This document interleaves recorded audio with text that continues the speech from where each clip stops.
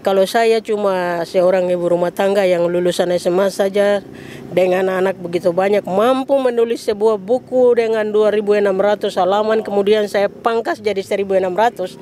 Kamu-kamu yang masih muda harus buat lebih dari itu lagi. Amin.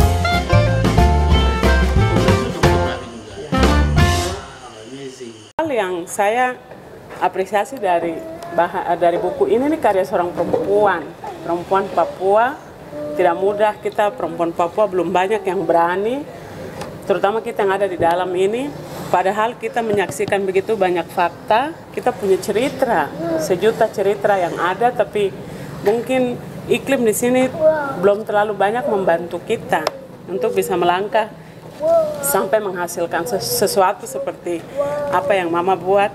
Semoga ini bisa mendorong kami yang ada ini ke depan, bisa itu sedikit lebih rajin menulis, mengisahkan perjalanan hidup, fakta-fakta yang kita lihat, untuk bisa menjadi bahan yang dipelajari oleh generasi-generasi kita ke depan, seperti keponakan kecil ini. Nanti jangan sampai barang begini tidak ada, lalu betul seperti yang orang bilang bahwa Papua yang mau punah itu betul-betul terjadi, karena kita juga tidak meninggalkan sejarah macam ini. Kemudian hal yang kedua, kemarin saya sedikit marah sama Gerald. Gerald bilang, saya masih di Jakarta, Gerald bilang, kakak kita cari tempat di Jembatan Merah sana untuk kita duduk, bicara, kita cerita-cerita dengan Mama. Kenapa? Karena kenal dengan Dana ini kan di perbatasan. Beda kalau dia orang wah ini kok Pengge jauh begitu. Baru ada universitas yang baru berdiri, saya kira ini sudah pas. Dan ibu sudah lama ini.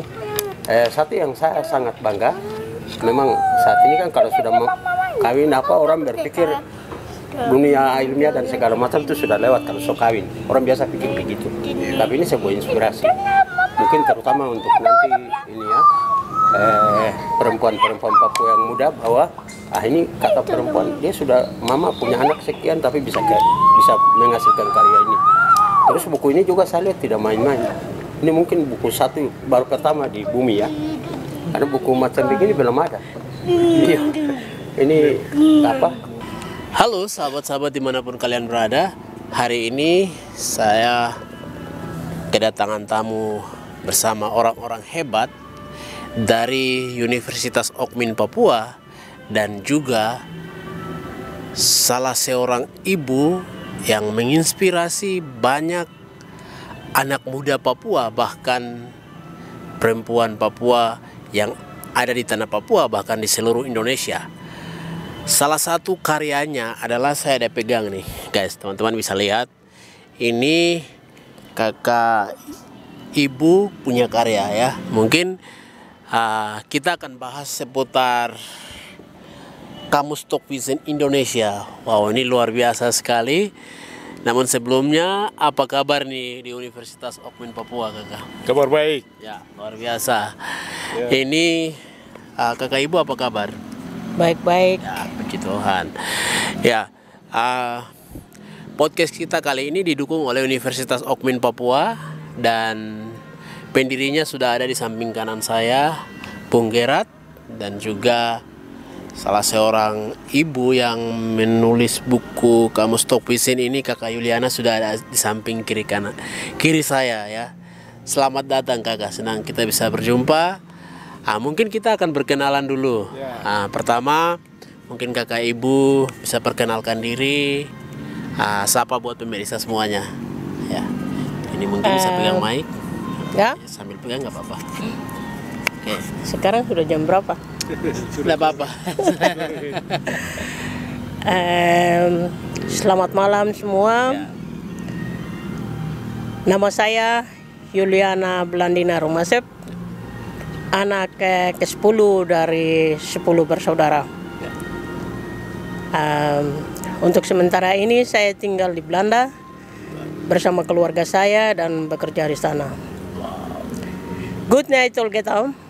Name belong me, Yuliana Blandina Rumasep. Me number 10 Pikinini, long 10 Plabrata na Susa. Now me stop long Dutch. One time family belong me, Miwok Longhap. Oke. Wow, luar biasa sekali. Wow, kakak ajar dong. Saya macam tertarik sekali ini. Oh guys, ini kita akan podcastnya sedikit seru. Ada 2 bahasa yang kita pakai ya. Dan Bung dari Universitas Okmin Papua, Bung Gerat, yang mensponsori buku Kamus Tokpisin ini. Coba Bung perkenalkan atau sapa buat pemirsa semua yang sedang nonton. Selamat sore semua pemirsa di mana saja Anda berada. Saya Gerald Bidana dari Universitas Okmin Papua yang ikut mendukung karya Ibu Yuliana Rumasep yang hadir pada kesempatan ini. Terima kasih.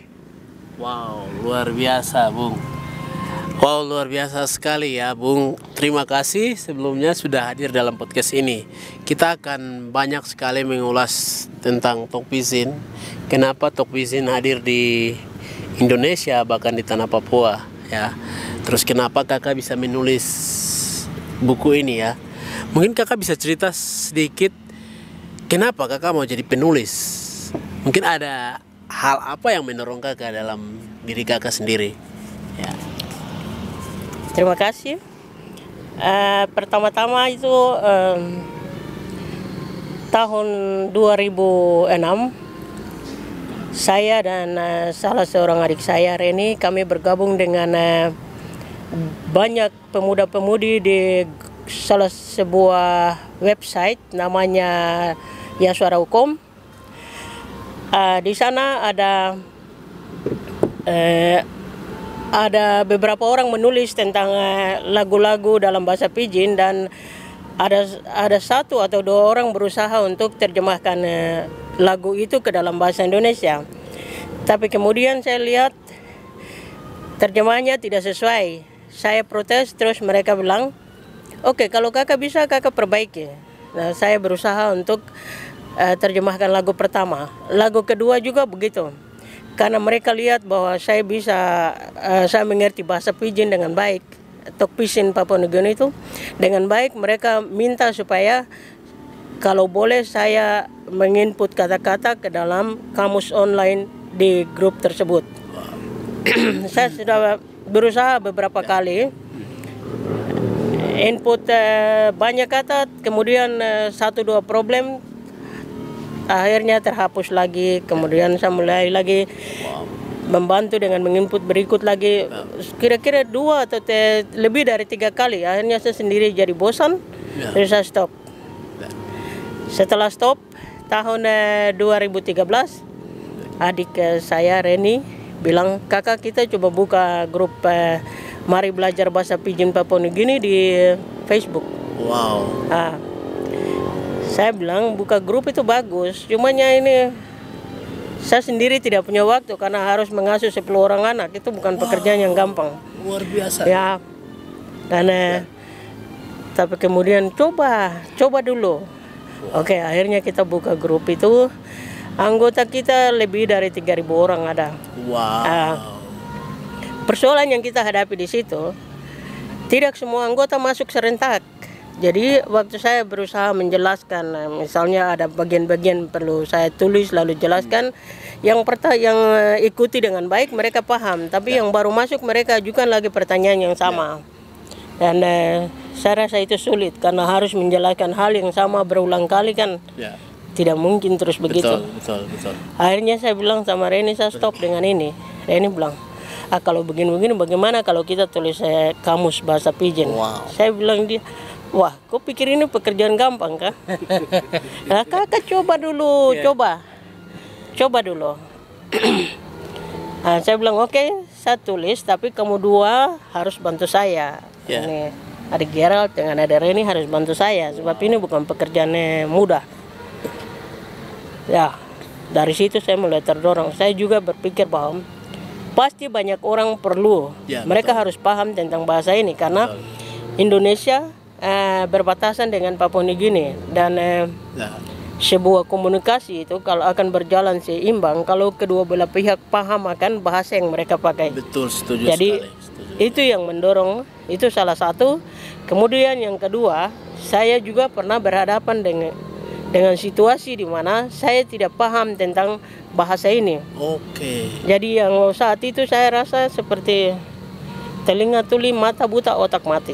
Wah. Semua. Kalau orang yang tidak Ya, tahu bahasa, tiba di satu tempat lalu you tidak tahu bahasa, Oke. buta semua.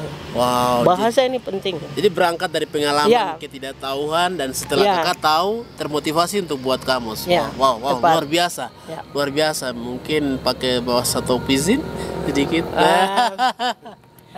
Okay, untuk me start long working this book, writing this book. Yeah. Me lo year 2006 me one time nara pla sista belum me pla bung one time na join one time sampla oliang pla long one pla website name belum yasuara.com Yeah.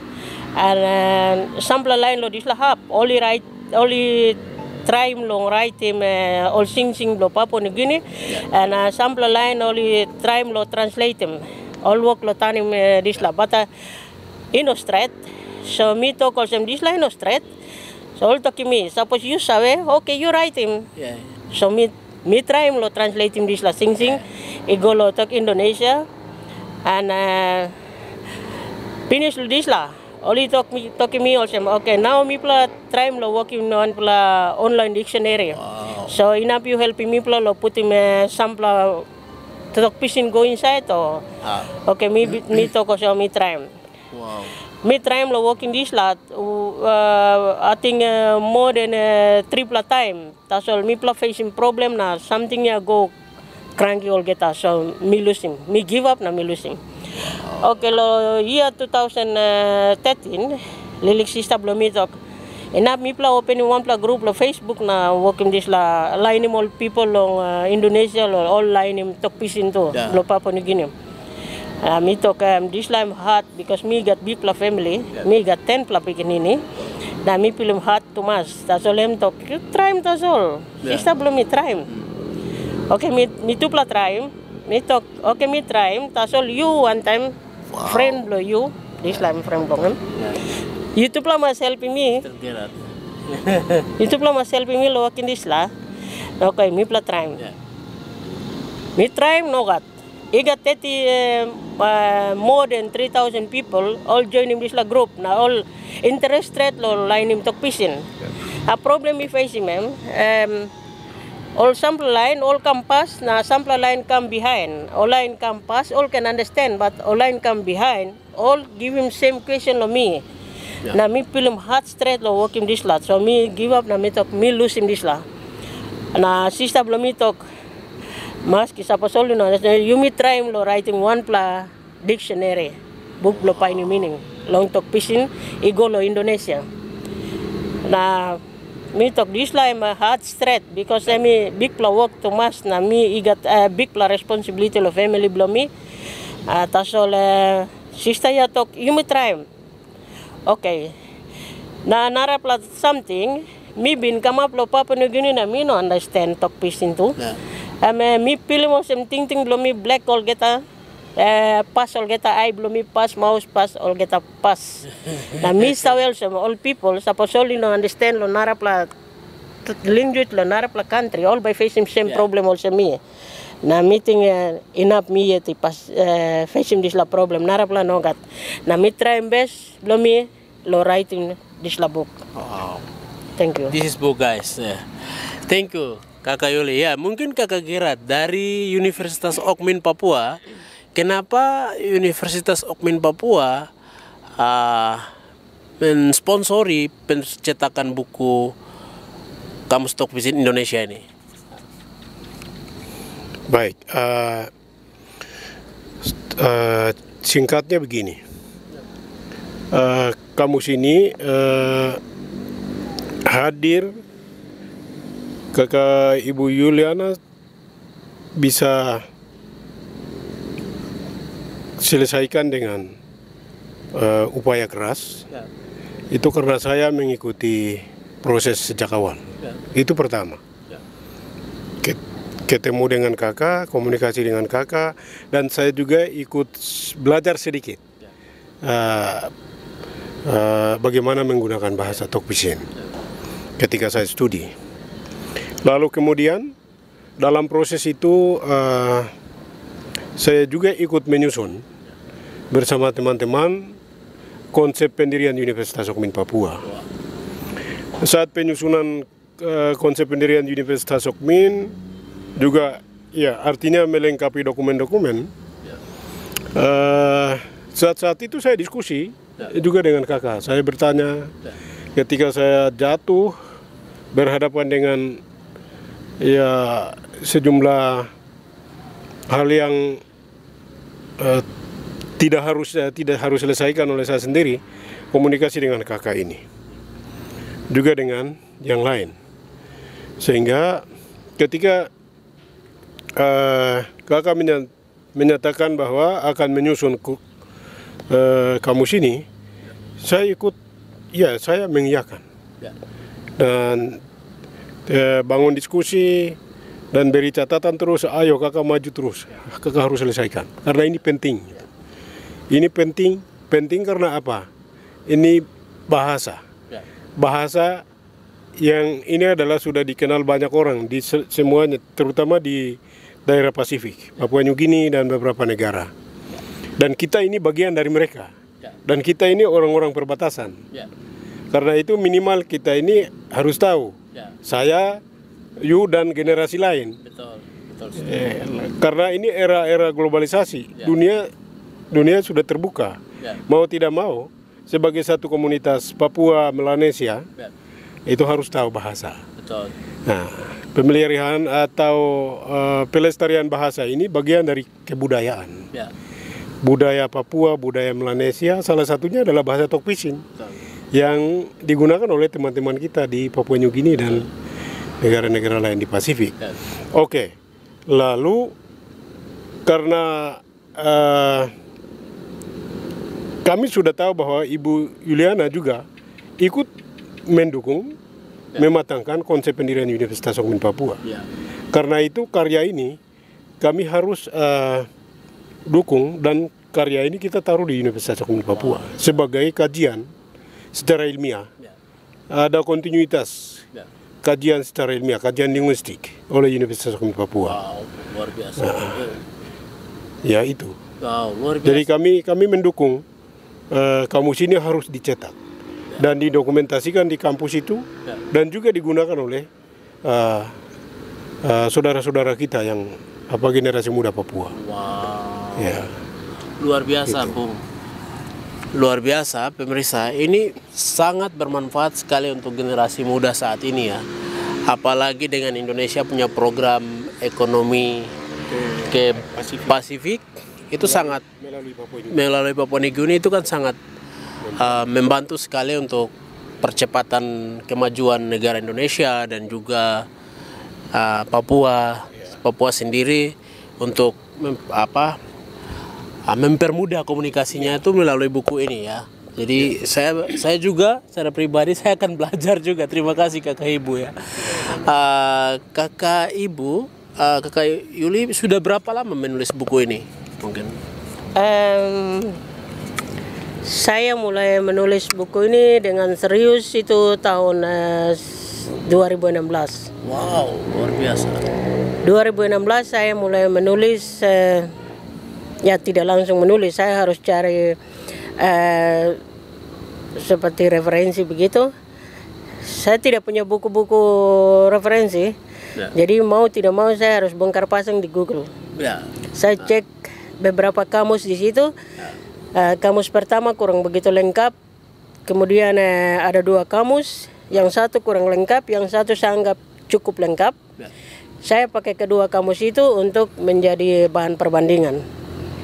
Kemudian saya pakai KBBI online, terus ada satu lagi. Untuk itu semua itu saya ada di bagian referensi. Ya. Itu semua jadi bahan perbandingan untuk saya, kemudian ditambah lagi dengan pengalaman saya hidup di tengah masyarakat Papua New Guinea selama 14 tahun. Wow, luar biasa. Tokpisin ini digunakan oleh kebanyakan rakyat jelata, grassroots. Ini bukan bahasa untuk kalangan orang atas, sekalipun mereka menggunakan Tokpising di parlemen juga. Tapi ini akan dipahami baik oleh orang-orang yang bergaul dengan masyarakat biasa setiap hari. Dan berdasarkan pengalaman itu saya kawinkan semua dengan beberapa referensi yang saya temukan di Google, dan saya mulai menulis tahun 2016. 2017 saya terpaksa berhenti karena komputer rusak. Kemudian akhir 2018 saya lanjutkan lagi sampai awal 2022 saya tuntaskan semua. Dan 4 kali edit. Luar biasa. Dan jumlah halaman keseluruhan itu 2.600. Tapi saya pikir untuk sebuah kamus dengan 2.600 halaman itu berarti tebal sekali, dan agak sulit bagi orang lain untuk mempelajari itu kamus itu. Karena itu saya berusaha pangkas sampai jadi 2.600 halaman. Ya. Tapi kemudian setelah sampai di percetakan, mereka bilang, kenapa kasih hilang yang 2.600 halaman itu? Usahakan supaya temukan kembali lagi. Ya, jadi paling tidak kurang lebih 5 tahun saya berusaha untuk menulis ini. Begitu. Wow, luar biasa Kakak Ibu. Luar biasa.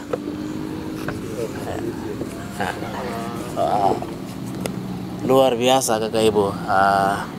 Saya pikir ini satu motivasi, inspirasi yang Kakak buat anak muda Papua, bahkan semua generasi Indonesia yang ada. Karena pasti semua akan membutuhkan kamus ini ya.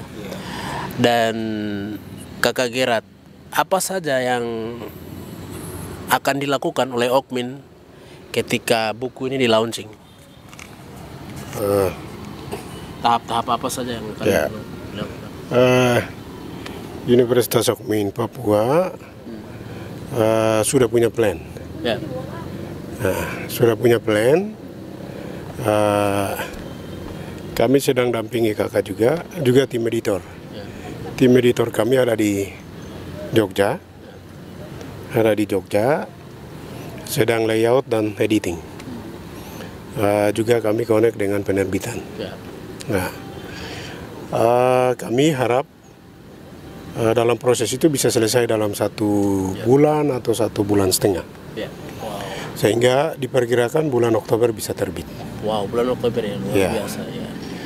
Lalu hal yang kami lakukan, tahap pertama kami sudah komunikasikan dengan Duta Besar Papua New Guinea di Jakarta, juga beberapa duta-duta besar yang ada di Jakarta. Nah, mereka sangat respons untuk pengembangan bahasa ini, Indonesia Tokpising, dengan sejumlah pertimbangan. Lalu setelah terbit di bulan Oktober, berarti nanti kami rencanakan, ya harap supaya bulan Desember itu bisa launching. Jadi dalam plan itu ya kita lihat nanti waktu ke depan seperti apa.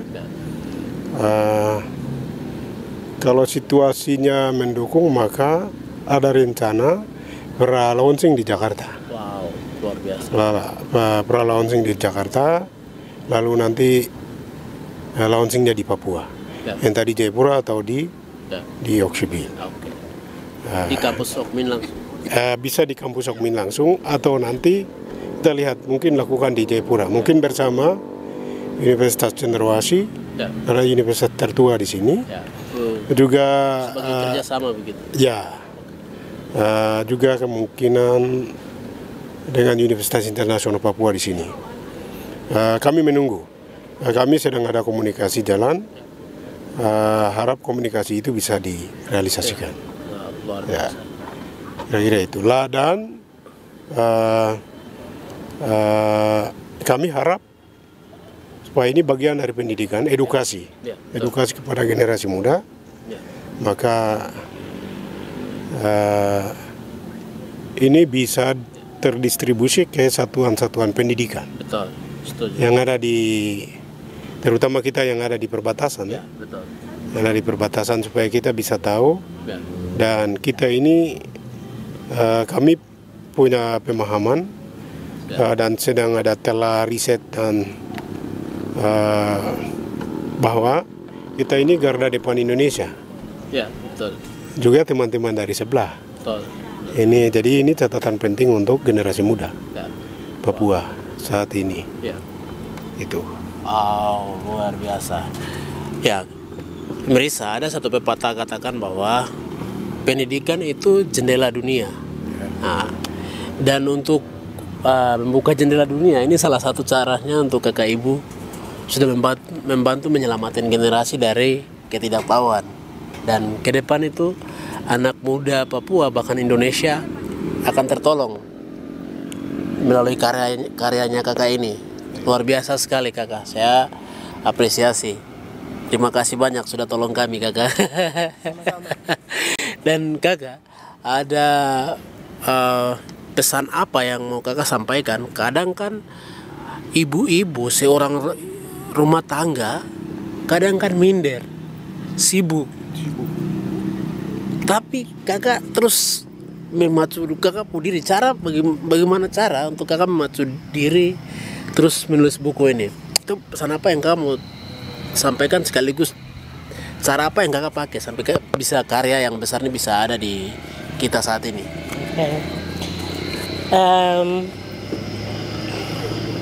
Memang saya sendiri tidak, setelah buku ini selesai, saya tidak percaya sama sekali bahwa saya bisa menulis sebuah buku dengan 2.600 halaman.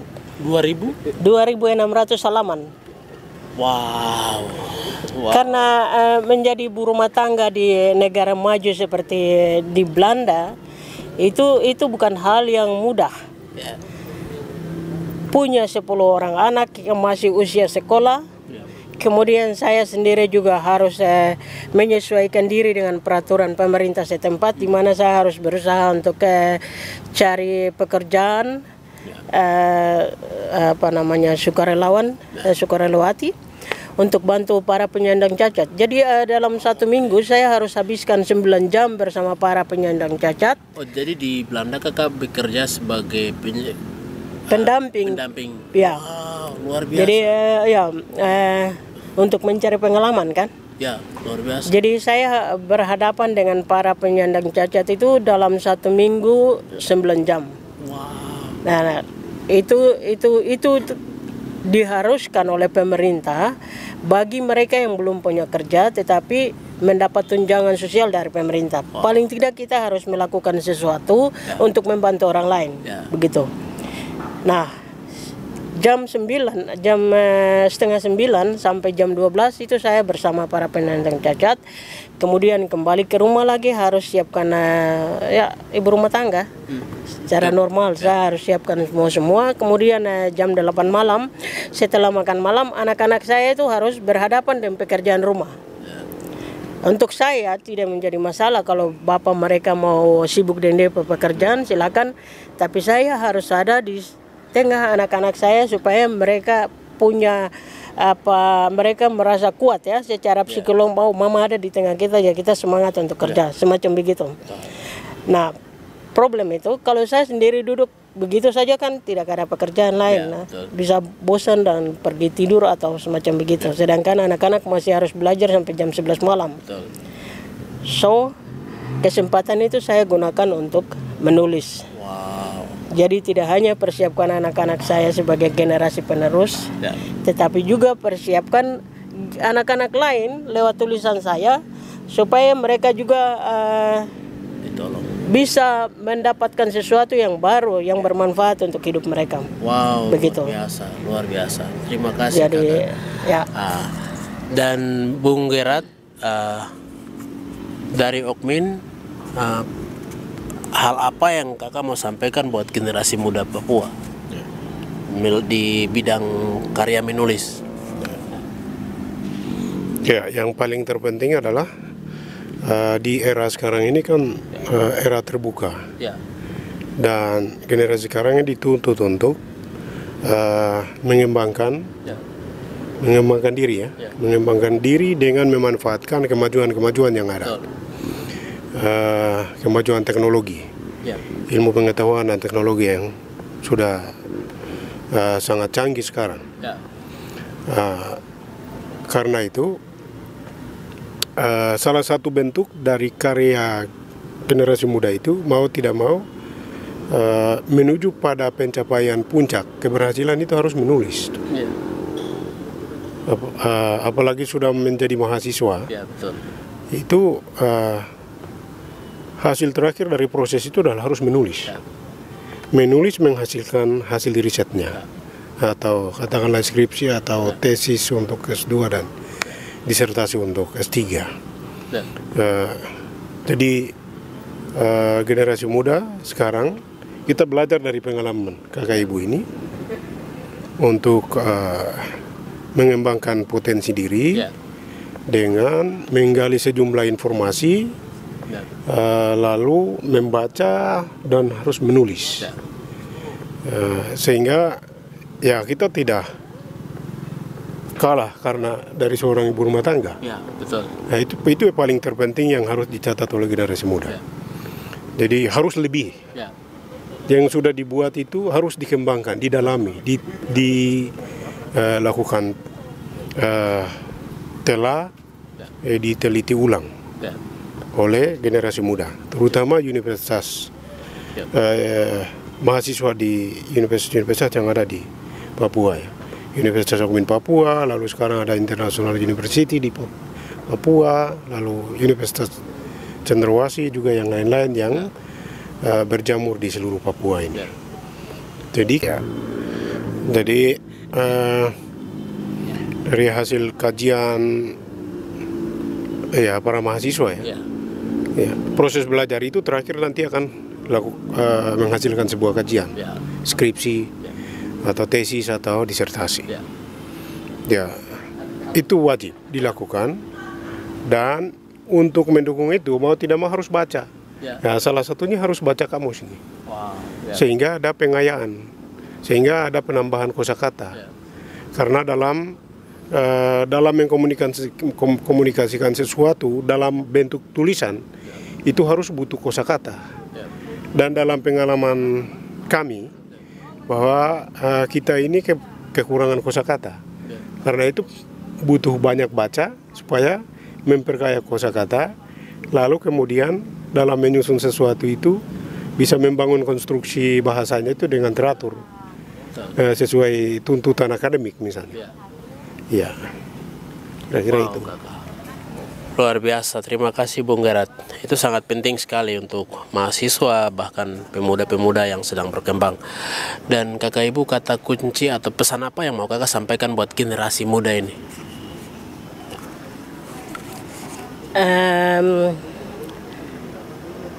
Kita semua yang dihadirkan ke dunia ini, sekalipun itu orang cacat, masing-masing punya talenta. Tuhan sudah memberikan itu kepada setiap orang yang akan dilahirkan ke dunia ini. Sekarang tugas kita itu mengenali diri masing-masing, mengenali saya ini bisa bikin apa, atau saya ini mampu melakukan apa, kelebihan saya ada di bidang mana, kekurangan saya ada di bidang mana. Yang lebih-lebih itu ya kita gabungkan seperti potongan-potongan puzzle yang saling melengkapi untuk memperkaya diri kita dan menciptakan saling melengkapi untuk membangun sesama kita juga. Itu. Kemudian yang berikut, kalau saya cuma seorang ibu rumah tangga yang lulusan SMA saja dengan anak begitu banyak, mampu menulis sebuah buku dengan 2.600 halaman, kemudian saya pangkas jadi 1.600. Kamu-kamu yang masih muda harus buat lebih dari itu lagi. Amin. Itu saja pesan saya. Terima kasih. Luar biasa, luar biasa. Ayo teman-teman muda, itu kita dapat tantangan yang sangat luar biasa sekali. Dan podcast kali ini sampai di situ dulu. Kita akan jumpa. Jangan lupa buku kita akan dicetak pada bulan Oktober. Kalian boleh pesan, bisa chatting ke saya juga. Saya juga salah satu panitia tergabung dalam peluncuran buku ya. Itu kita nanti luncurnya Oktober ya bukunya. Jadi pemirsa kalian bisa pesan. Hanya kemungkinan, dua kemungkinan. Ya. Bisa di Oktober pertengahan. Ya. Kalau tidak di Desember. Wow. Jadi teman-teman yang penasaran dengan buku ini, jaga di Oktober antara Desember ya. Dalam waktu dekat akan segera dirilis untuk kalian semuanya. Ya. Mungkin podcast kita sampai di situ. Sampai jumpa lagi buat semua penonton. Salam damai dari saya, Nies, dan kakak ibu, kakak Yuliana, kakak Gera. Terima kasih banyak atas waktunya. Terima kasih. Saya rasa terhormat karena ini langka kesempatan seperti begini untuk kita berbicara, mengedukasi tentang karya-karya anak muda Papua, bahkan orang Papua itu sendiri terhadap dunia luar ya. Ini salah satu kakak orang sudah mendukung saya. Terima kasih banyak. Salam damai buat pemirsa semuanya di sana. Sampai jumpa. Terima kasih.